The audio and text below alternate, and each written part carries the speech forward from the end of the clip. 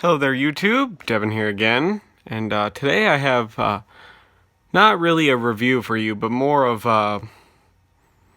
kind of what I like as a personal preference in boots, because you guys tend to really like the personal preference videos I have. You like to see kind of the stuff that I have, get an idea for what I like, and things like that. And you guys are very good at suggesting stuff to me based off these videos and some of the products, as I'll do a couple videos today.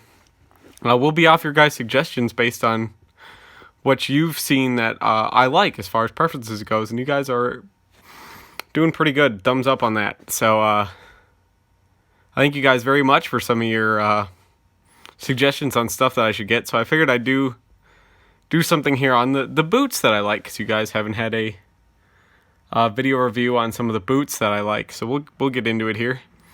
Now what you see in front of you is a very, very old pair of Dunham's hiking boots.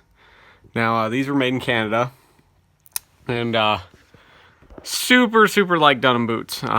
Being Canadian, I really like Dunham's products. I actually got like 3 or 4 pairs of Dunham boots, and you've seen some of those in some of my other videos, but this is one of the pairs that I wear the most common because I like hiking boots. These aren't actually hiking boots, these are mountain boots, and I'll explain the difference. A hiking boot is it's pretty good support. It's pretty flexible. It's usually not super well insulated or waterproofed or anything like that, and they're usually got some synthetic materials in them. Now, when you look at mountain boots, the difference between a mountain boot and a hiking boot is they look actually pretty similar. But a mountain boot is basically a beefed up hiking boot. There's no synthetic materials in here outside of the laces. It's got stainless steel eyelets, incredibly thick, rough outsole. It has storm flaps on it to protect your feet from pointy rocks and things when you're mountain climbing and things like that.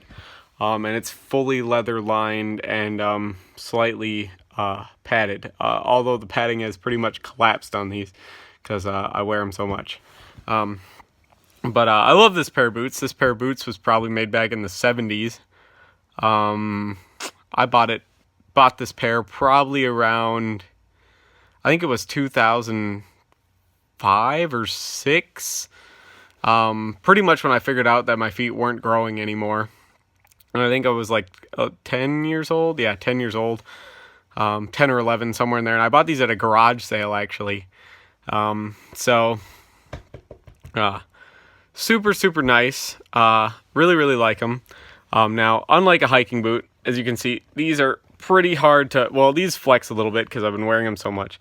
But as you see, I'm flexing pretty hard, and they don't have a lot of give to them. And that's what I like about a mountain boot, is because unlike a hiking boot, which is, usually they have some break-in time, but they get comfortable pretty fast. And then as you wear them, they get more and more uncomfortable once you surpass that comfortable stage.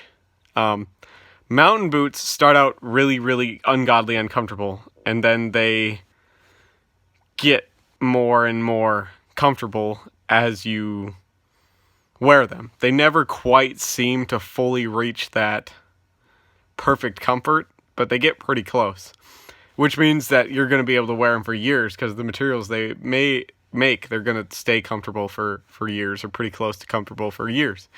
As this pair is test suit, there's not a speck of rust on it. All the seams have held up. I have replaced the laces a couple times, but I just keep getting the same kind of laces that were on there. They're just red cotton flat laces. That's what I got them with, so that's what I'm going to keep using on them. So I like the red. It's a good accent to the nice leather. As you can see, this leather is pretty greasy and brown and worn down, and that's because I've over the years put lots of leather dressing on them just to keep them comfortable and flexible. The leather on these is incredibly stiff on most mountain boots, but this is the preference of boot that I like. These are like my everyday pairs for most of the year. Maybe in the very hot ends of summer I'll switch to like a regular hiking boot, but for the most part I have a lot of mountain boots and hiking boots. These are like my style that I like a lot, because they give you pretty good ventilation because they're shorter. They give you good protection from underneath. They have a very long lasting As far as the materials they're made out of and stuff like that, like this pair is probably almost 50 years old and it's still going strong. Soles are original on them as far as I know. Never changed them yet. They're Vibram Yellow Diamond outsoles, which everybody knows. If you've owned a good pair of shoes, you know that the Vibram Yellow Diamond outsoles probably will never wear out ever if you get a pair of shoes with those, because they're pretty much indestructible. And I just keep wearing them and wearing them and wearing them and wearing them, and I doubt they'll ever wear out before I die. To be honest, they're just that nice. But I'll show you some other pairs and some other examples that I got. But this is my most used pair by far, because I've had them over half my life. But recently, I bought some new pairs. Now this is probably, if you're looking for like that old-timey mountain hiking boot kind of feel, where you're going to get an unmatched quality as far as today's boot manufacturers go without going to custom. But you can get these in custom if you really wanted. You're going to pay extra for them, but these are an off-the-shelf pair. These are Limmers. These are the Limmer lightweights. And these are more of a hiking boot. They're for like trail and off-trail hiking is what they say their description for these are. So they have some flex to them, as you can see there. Still Vibram Yellow Diamond outsoles. I've only worn these few times now. There's only one problem I have with these boots, and that is I like to take care of the leather, and they put this on both the tongues. They stick a sticker to it and then they stitch it. I don't like that, so I cut these off, both the pairs I got, and I'll show you. Here's the sticker, there's the back on it, and that's just not good for the leather, because leather is skin. It's what it is. And you need to properly hydrate and maintain your leather like you do your skin. Like when your skin gets dry, you put lotion on it. When your leather boots get dry, you put leather dressing on them, which is like lotion.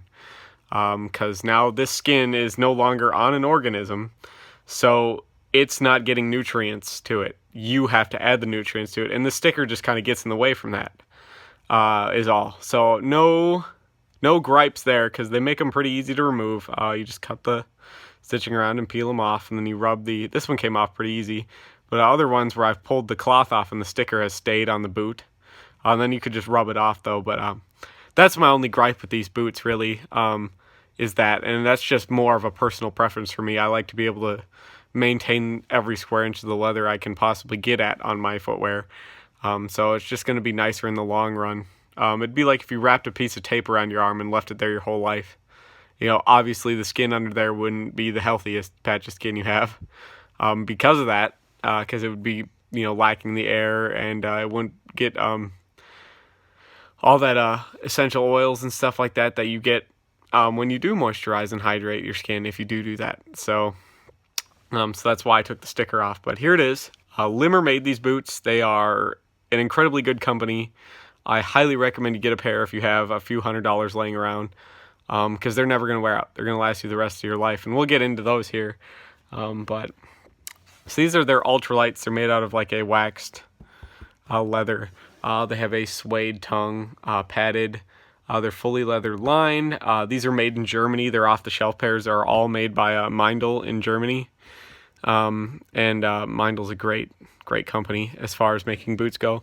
They have a padded suede collar, fully leather lined, as you can see there. The laces you get are pretty much like hollow paracord, so they're never going to wear out. But what appealed me to these boots is their construction.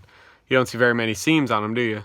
You see where the tongue attaches and some lace reinforcements, and around the collar, and then the Norwegian welt for the sole. But there's no other seams on the boot really, because the entire outside of the boot is made by one piece of leather, and then it has 6 rows of stitching, which will never wear out. You'll never wear these out. They're going to have an ungodly long break-in time because of that, though. So buy that going into this. So I have I wear about in the U.S. anywhere between a 10.5 and 11. And sometimes I can skirt by in regular sizes, but I have a wide foot. So these are an 11 wide. The reason I went up a size on hiking boots is because you should. For one, because in the winter you can wear thicker socks and they'll be comfortable without, restricting blood flow to your feet. You don't want that. So I went up a size so I can wear heavier socks in these in the colder months. That's all. Other than that, they run pretty true to size. They do have the measurements that they want you to have on their website. If you email them, they'll send you out some sheets and have you get all the measurements you need, and they will pick a pair of boots from their off-the-shelf thing that will fit you best based on the measurements you give them. So they're very nice people to work with, and they are excellent boots. So these are the Limmer lightweights.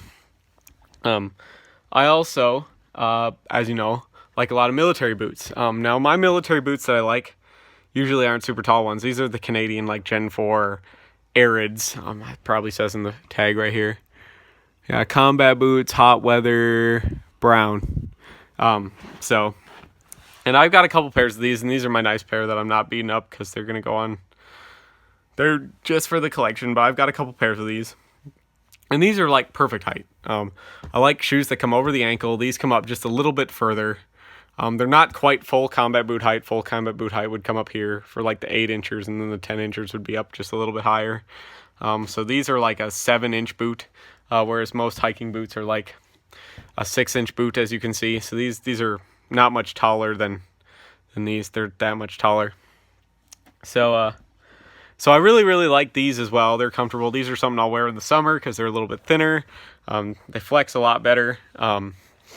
But these are just the preference of look. I like a shorter boot, and the reason I like a shorter boot, I know why the military uses longer boots and stuff like that, but I see why the special forces, you see a lot of special forces guys wearing the A-Solos and stuff like that, and the Solomons and stuff like that, the shorter hiking boots, and because they breathe better, they offer more mobility, they have more options, and then when it does get colder, I could throw a pair of gaiters on, tuck my pants into the gaiters, wrap some wool around, wrap some putties around my lower legs, and then throw gaiters over them to give me that kind of rigidity and extra insulation and padding I would need. It's just a more scalable option, and I like that, whereas you're kind of restricted by that when you have regular length combat boots. So I tend to like shorter length combat boots over longer ones, just a personal preference of mine. But that's one of my kind of summer pairs, and then this is the other pair of Limmers I bought, and these are their standards, and these are mountaineering boots. So they're going to be incredibly stiff. They're going to be way more stiff than the lightweights. These are designed for mountain climbing. They have an incredibly thick, solid rubber. This is a little bit softer rubber than the outsole, but it's still quite hard. Vibram yellow diamond outsole. It's a pretty aggressive tread pattern. Got a good heel break. It's not too tall though, which I like. It's got nice hook eyelets. The first 2 are D-rings, the rest are hooks. Get a nice customizable fit. It's one solid piece of pebbled black leather, once again with 6 rows of stitching. They come with these nice white and black laces. Padded tongue. Once again, I cut the sticker off. You could see the stitching where it was there, just so I could take care of the leather easier.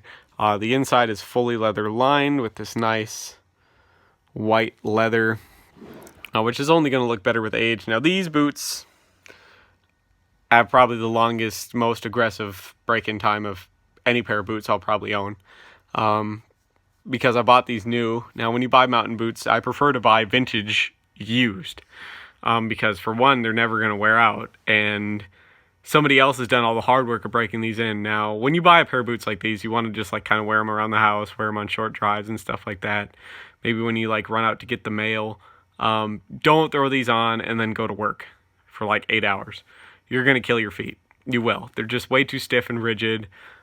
Make sure you're conditioning the leather regularly to get some moisture in there. That'll help flex the leather. Make sure you're keeping everything on it clean, obviously. And just in general, wear them. Wear them for short periods of time, and eventually they'll get more and more comfortable. And make sure you're conditioning the leather to help that. So that's really all I can say. And I really love these Limmer boots, because it's hard to get a pair of boots today for this price that are going to be this quality without going into like the $700 range or $800 range, you know, for a custom pair of hiking boots like this. These are substantially cheaper than that, and highly recommend you get a pair if you're into that sort of stuff. Now, not all of my boots are short.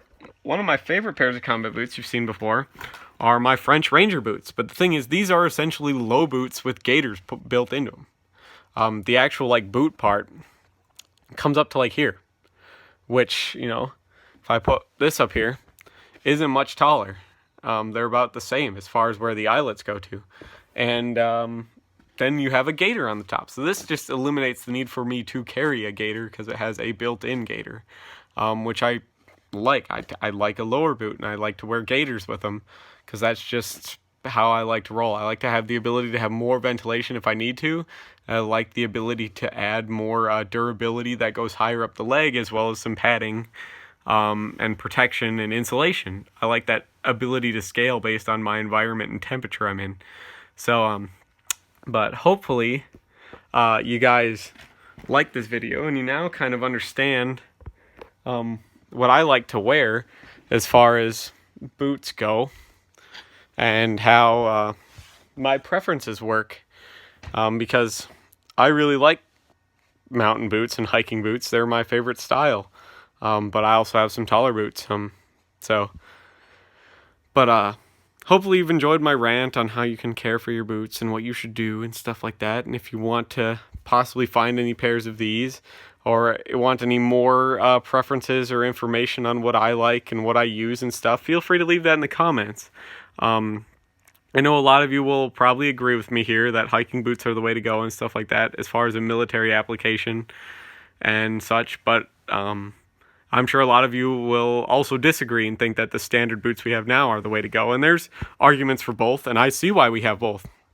And I see why there's one preference over the other in various groups and militaries around the world and stuff like that, and why each group uses what it does and stuff like that. There's an argument either way, but what it really comes down to is what is your personal preference. Use what fits your foot right.